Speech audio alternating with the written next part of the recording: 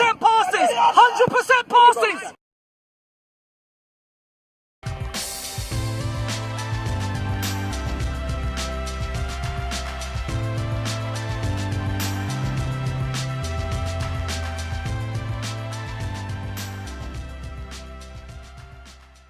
My name is Tabriz, the amateur footballer, and I'm here with Ray and Paul, the management team for Peckham B Team 2016.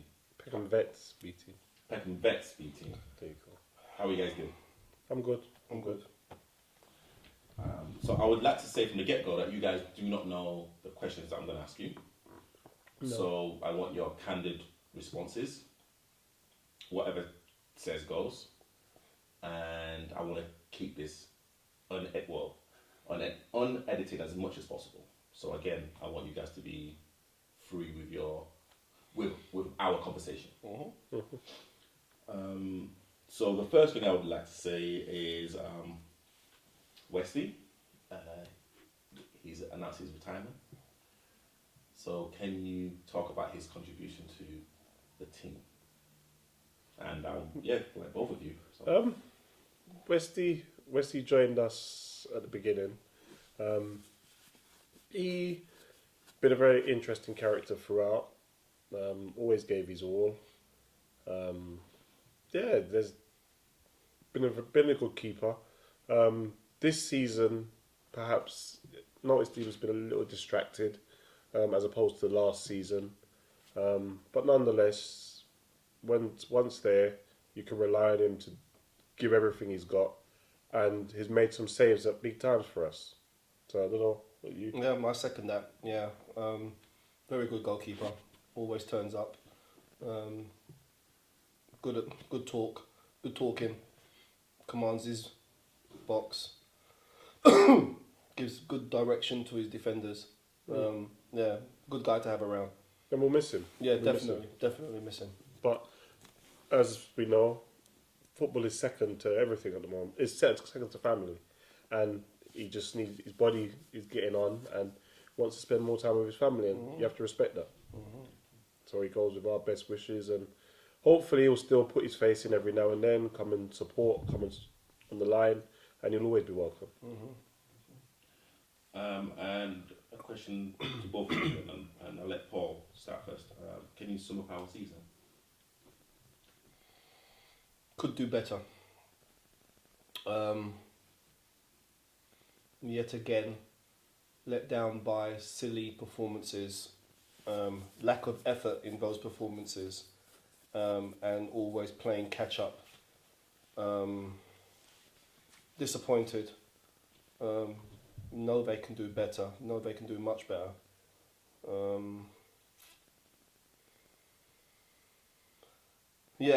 Needs more consistency.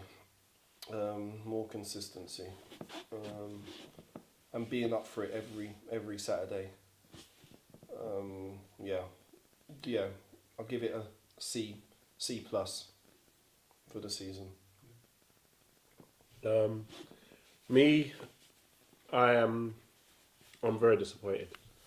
I think this season started. I mean, I say disappointed. I got to look at it from two perspectives. One, with the squad we've had, I think you can't look at this season as anything else other than a failure. I think if you look at the team that won the division, no disrespect to them, they've never beaten us. We've beaten them three times and drawn with them. And I don't think even the last draw, they deserved a draw. We, on our day, have beaten teams in higher divisions. And I think we owe it to ourselves to turn up with more on our day, as opposed to playing the opposition that's in front of us. We play them and we either lower ourselves or we raise ourselves, one of the two. We never set a standard and say, this is how we play regardless. And that's what's cost us ultimately. I don't think any, other than, I'd say, the Defiance game and possibly the second Bromley game, I don't think any game I can look at and say, we've been beaten. We've beaten ourselves. Like the Defiance game, we were well beaten.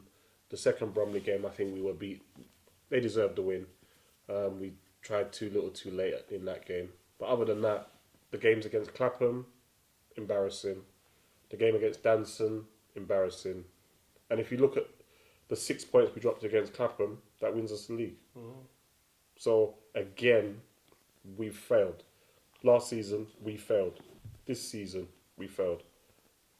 So I think everyone has to take a long, hard look at themselves.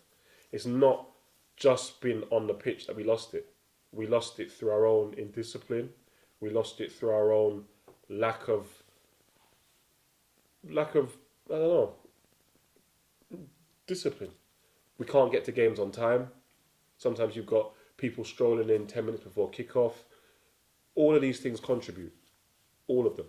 And if we're going to be serious and if we want to be taken serious, we need to start acting serious. And until such time, we will always be just behind. So, yeah. So the season's finished. You've seen the selection of guys that we do have. The next question to both of you as well. I want you to name our strongest team plus 3 subs. And I want names. Well, you want Name. So a joint or joint. one each? Joint, because you guys are management, so you guys should know. And again, I want names and positions as well. Well, easy one, Westy in goal. Back 4. You see it. This one's hard because you've got people who don't turn up or are unfit. Are we going on performances or ability? You guys are management. But yeah, that's fair enough. But are you asking the question in regards to performance or ability? You guys are management. You guys. Sorry, opportunities. But that changes. It. It's a hard one. Well, all right. In this, based on the, I'm going to pick it on performances. I'm going to pick it on performance and what people have done on the park. Right back, well, left back. Easy to start left back. Oscar. Centre back. One centre back is Doc. The other centre back is tight. The other centre back's tight. Nana.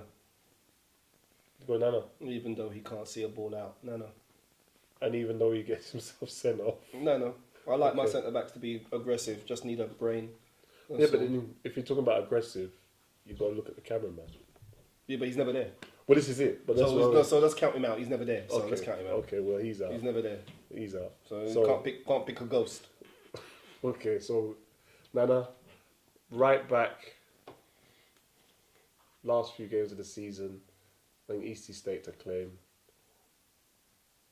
So I would go Eastie. He listens. Yeah, so I'd go Eastie, right back. Centre midfield, 2 holding in centre midfield. One of them is Malachi. Second one.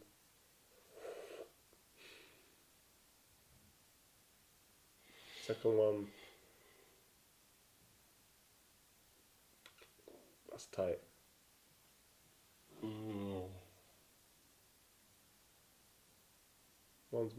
Definitely one's Malachi. You see, I think you see, there's 2 schools of thought. Probably our best performance was 2 of our best performances. One we played 4-4-2 when it was, who was in there? Jiggs and Ricardo. And the other, from the pitch was a good performance. Who was it? The game after the Bromley, where it was me, Johnny, Malachi. What game was that? I think we won, was it 3-0? 3 or 4-0? Let's jump over that position, because that's a tight one. No. Well, I'm going to name the 3 in front first. I'll come back to that one. The 3 across the front is Darren, Johnny, Drew. one up front, Ricardo. And Malachi's a holding.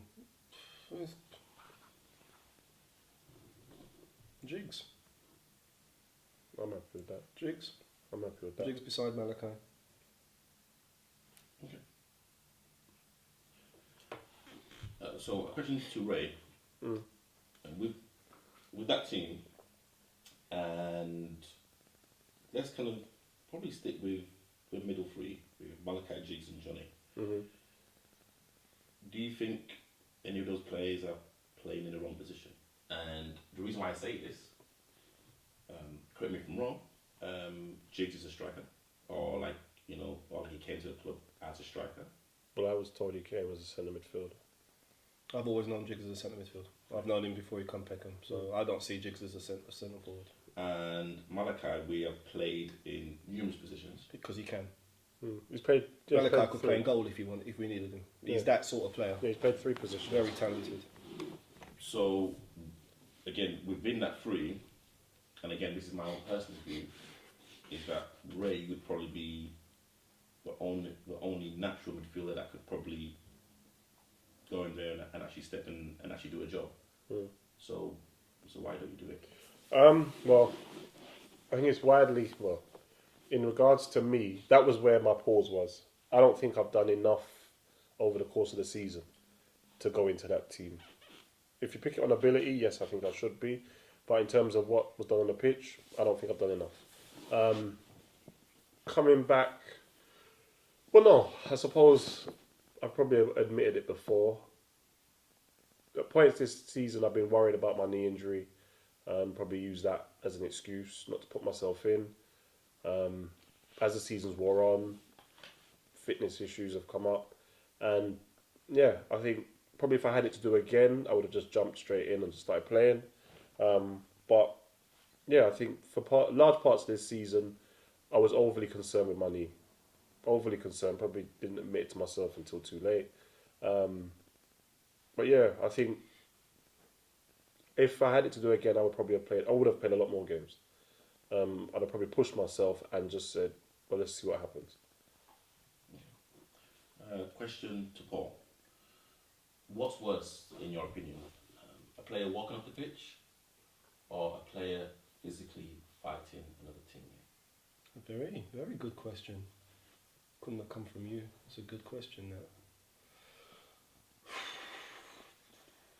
Okay, my thing, walking off the pitch, which has happened this season, funny enough. Walking off the pitch is, to me, the worst. Fighting between happens. You know what I mean, listen, we're not pros. Even some people think they are. We're not professional footballers. So you're going to get the fighting, you know what I mean, banter, man takes it the wrong way, blah, blah, blah. You're going to get that. Because that can get squashed. That really doesn't really bother me, to be honest. It bothers me, but not bothers me. It's not the biggest thing. But someone walking off a pitch, and it happened, walked off a pitch at half time, over stupidness, that to me is the worst. And I have no time for that player or anybody else that does that. Okay? You hear it from me tonight. No time for anybody who does that at all. Because to me that is just foolishness. Foolishness. Like a girl. So, that particular player, okay, we've spoken about. I don't call him a player, that person. And that particular player that also got into a physical situation with Altercation. That player is still with us. So, don't you think us as a club should have done a lot more? It was done. It was done to the player that had an altercation. It was done. So, I Was don't there a know. fine? Huh?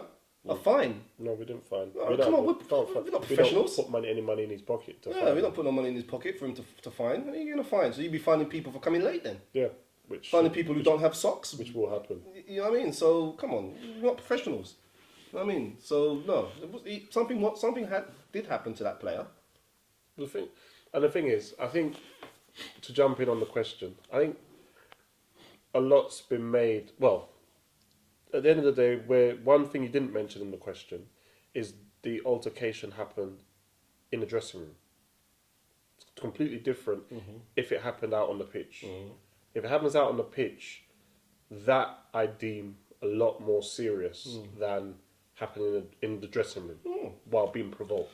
Now, if you as a player can't control yourself on the pitch, then you have no business being on our pitch.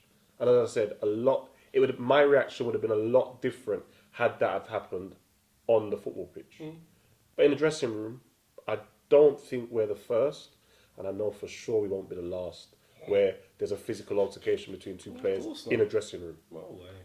So I don't think you can compare the two. I think that question's loaded because the two aren't the same.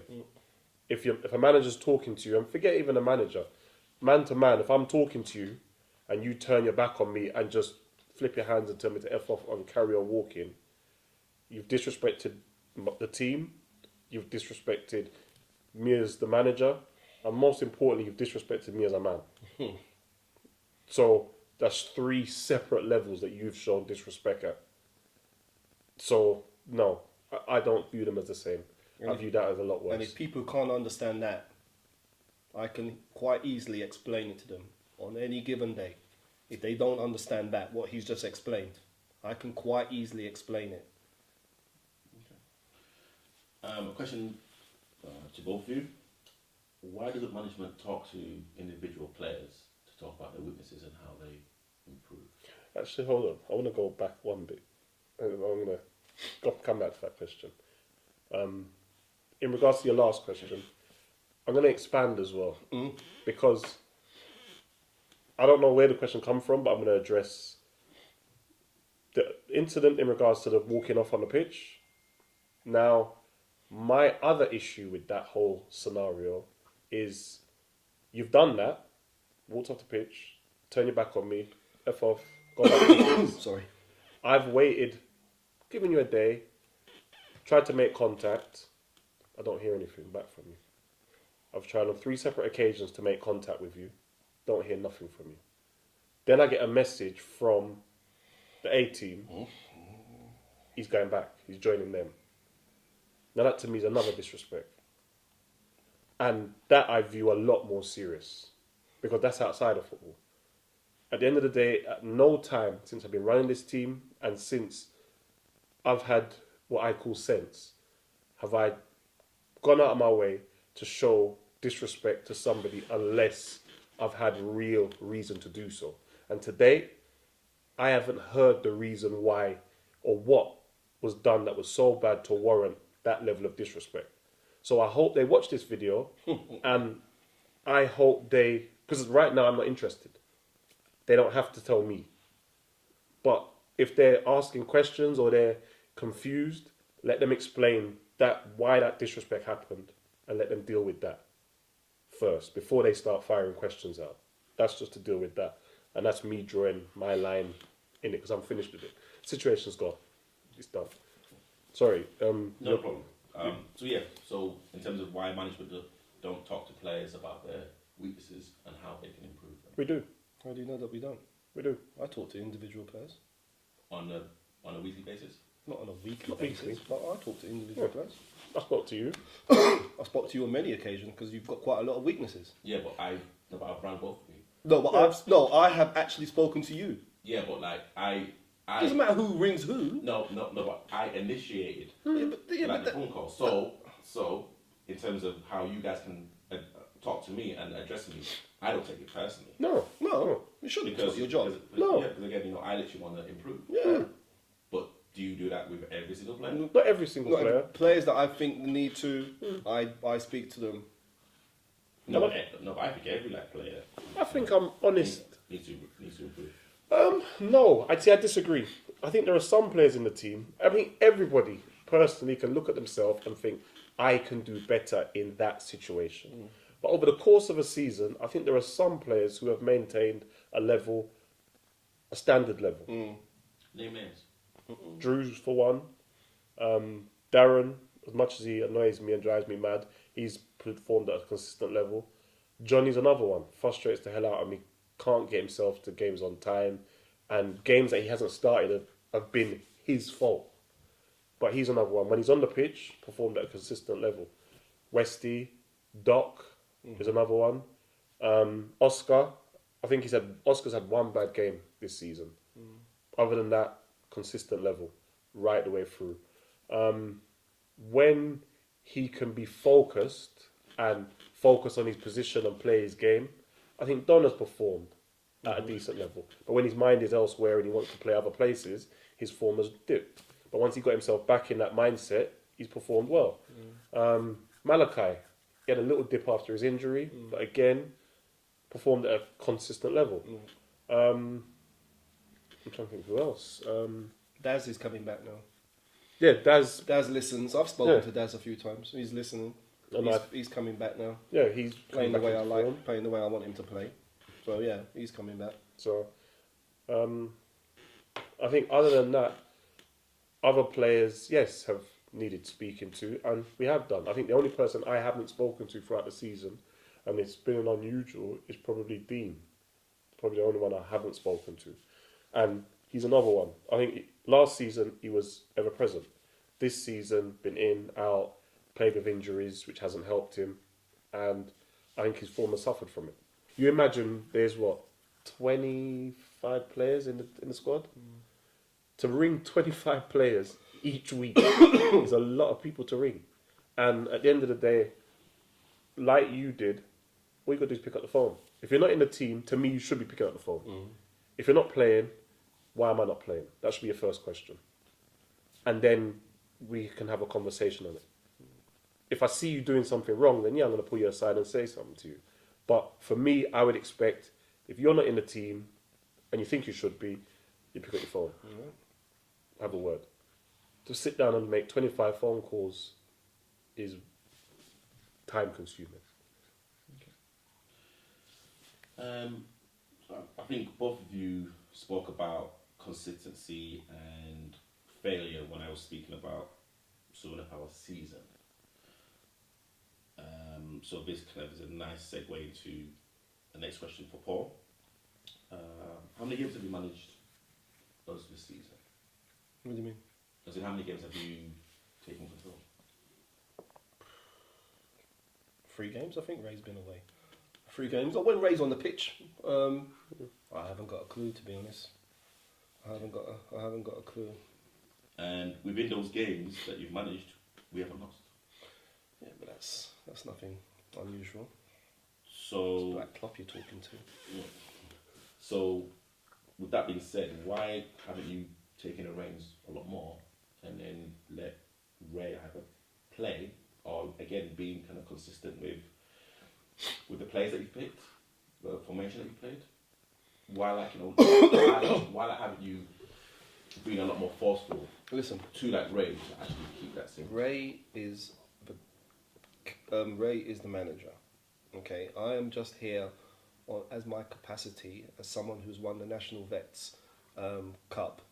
My vast knowledge of Vets football. I'm just here as a soundboard and to see if I can change things. But in the end, Ray's the one that picks the team with a little bit of help from me, and he picks the formation. He likes this formation. I personally don't, but he likes his formation, so we make it work. So, in the end, he's the boss. I'm not. He's the boss. When he decides he wants to play more games, then I will step in and be the boss. But until that time, I'm second, he's first. I'm gonna literally change it up. So Ray, why haven't you let Paul take the reins a lot more this season? Because, and that's the thing, Paul, to be put blunt, Paul has said to me, you should be playing more. You should be playing more. So the reason why I haven't played isn't for anything else that's been said. It's been my decision. I don't know how you could have a scenario where Paul takes the reins more unless he's the manager. It just doesn't. It doesn't make sense. It doesn't work. Either he's the manager or I am. Exactly. If I'm on the pitch, Paul knows he's in charge. Paul makes the subs. Paul does what needs to be done. If it's me that comes off, if it's someone else that comes off, that's all Paul's decision. One thing I don't do is stand on the pitch and say, Paul, do this, do that, in capacity as manager. Once I step over the line, I'm no longer manager, I'm a player. Yes, people will say things to me because they'll still view me as the manager, and I pass that on to Paul, for Paul to then decide how best to interpret the information. But it's not a case of me on the pitch, Paul, make this sub, Paul, in 5 minutes do that. No, Paul's in charge. So anytime you've seen me playing, Paul is in charge. And that's how it works. I can't, for me, and I've told players this, and whether they believe me or not, once I step on the pitch, I'm a player. I'm there to play. If you need to bollock me, if you need to shout, if you need to say, Ray, get yourself over here, that's to be said. Yeah. You're not going to say, manager, gaffer, can you go over there? No, it's nonsense. You have to just deal with me as a player, much like Paul does. If Paul sees I'm flagging, Ray, off you get. He doesn't say, Raymond, can I take you off? Come, your turn. So, yeah. I think my own observation about the management, not structure, but how you guys work together, especially before a game, you always have the first say in terms of talking to the team when we're doing our warm-up. Oh, right, yeah. And then literally Ray will come in afterwards. My own observation is when I'm stretching. So I've already got one ear to what Paul's saying, which is my good ear, which is like my good ear, and I'm literally thinking, okay, I've got to make sure that my body's right or my mind's right. When you come in and talk, I've switched off. Why have you switched off? Because now I've heard everything that you've said, and you do talk for about 3 or 4 minutes, and the attention span of a lot of the players is literally 2 or 3 minutes, especially when they're stretching. Because a lot of teams do all of the talking in the dressing room, and then they come out and it's all about stretching and ball work. So when you come in and you say your bit, for me, I've already switched off. I'm like literally said, okay, you know what? Well, you two work as a team. Whatever you've said, you're gonna mirror it. So now I'm just thinking about get myself warm, get myself stretched out, and I can imagine other players probably feel the same way. Well, there's two bits to that. The first bit, I can take we've had this discussion before, and I passed it on to Paul, and Paul has tried not to do the talk when you're stretching. Because we've had that conversation, and he's tried not to do it at that time. In regards to switching off, it'd be interesting to hear what other players think. Because in the main, I do believe the players still are hearing, and they're still hearing what's been said when I have my talk. And one of the reasons why I can almost guarantee they are listening, because the one thing we don't do is Paul very rarely names a team. I do. So players have to be listening, or they don't know who's in the team. And that's something that we haven't purposely done, but it's just been, that's the way we do it. Paul has a talk, I come in, I name the team, and then tell that team what I expect of them. So they should be listening. And if they're not, then they need to take stock. The other thing I will say, I don't know about Paul, but I know me, I would love to do all that in the changing room. I would love to. But there's one fundamental reason why we can't do it in the changing room. Timekeeping. Yeah. Yourself included. Can't get to the games at the time specified in the message. I mean, I get phone calls on the day of the game. What time's the meet? What's the postcode? I've turned up and the game's called off. Yeah, turned up, the game's called off. Where is the game? Now, for me, as a grown man, if you say to me, Raymond, you're going to this place, I try and put the game in the group no later than Thursday. That's Thursday, what's left of that Thursday, all of Friday, to check the group. The time I say to people, put your thumbs up. Now I'm assuming if you put your thumbs up, I'm assuming you've read it. So then you can go into whatever phone you got, whether it be an Android or iPhone, you can go to the map, check where the ground is. I expect you to have done that the night before. You should know the meeting time. The meeting time is always an hour and 15 minutes before kickoff. So you should know this. But we have big men who need to be mollycoddled. So that's why we can't name these things in the dressing room. We can't do this. I'd love to.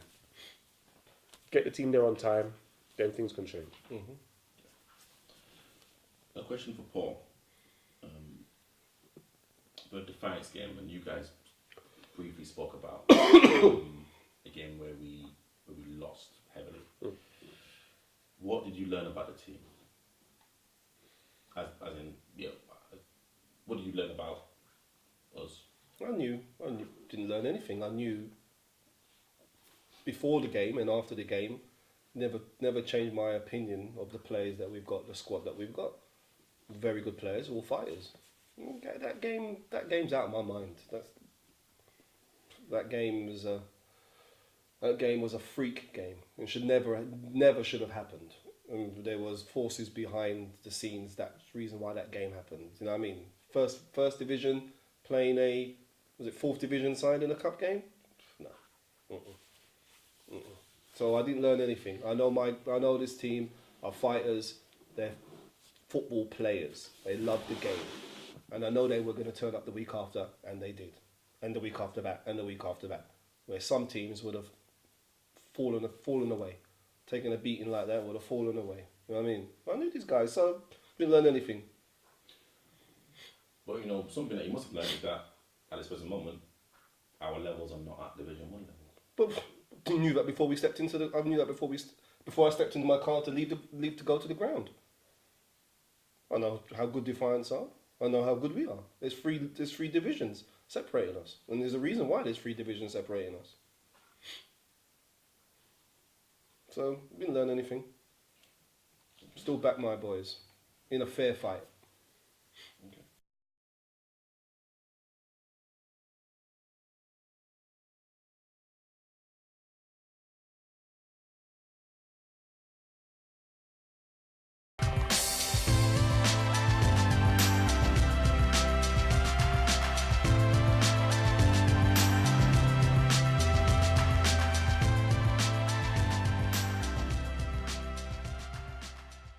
Passes! 100% passes!